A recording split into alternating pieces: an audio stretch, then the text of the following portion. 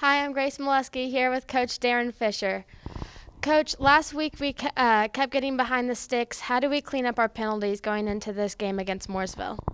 Well, I think, penalties usually result from two things. There's dead ball fouls and there's live ball fouls. So a dead ball foul is a mistake that you make because you're not paying attention to details. Live ball fouls happen. So the thing is, most of our live ball fouls that happen were holding penalties. Holding calls are usually a result of someone that's carrying the football fooling the blocker that's in front of them. We work a lot of time on wait until the pads collide before you cut. If you cut too soon when you're a ball carrier, you put the blocker that's in front of you out of position. So he thinks you're going to go to the right. You cut left too soon. The defender jumps to the left. Your natural reaction is to reach out and grab him. So that usually happens on the perimeter. It didn't happen on the offensive line. It happened on the perimeter.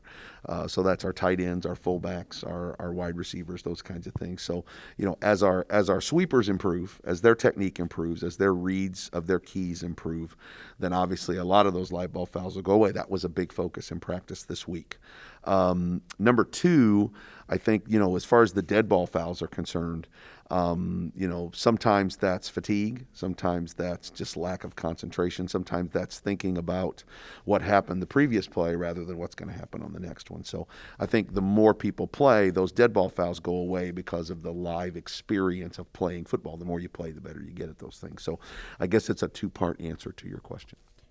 Thank you. And how do you plan to prepare for Nick Patterson, who's first in the conference for passing?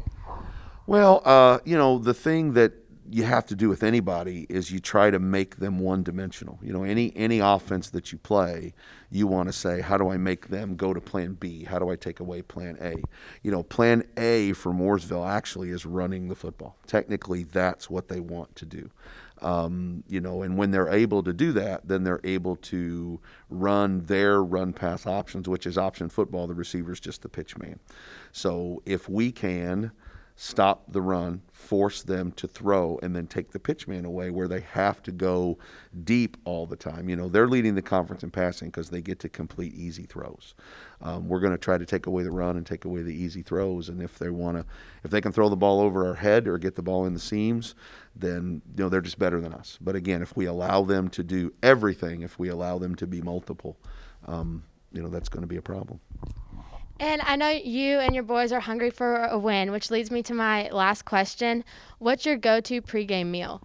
I don't really have one. I am a superstitious person, but I really don't have. What I do try to do, and again, this is going to sound weird, but I try to make sure that I'm fully hydrated because, you lose 2% of your effectiveness when you're dehydrated physically and mentally. So I always try to make sure that I've had enough water.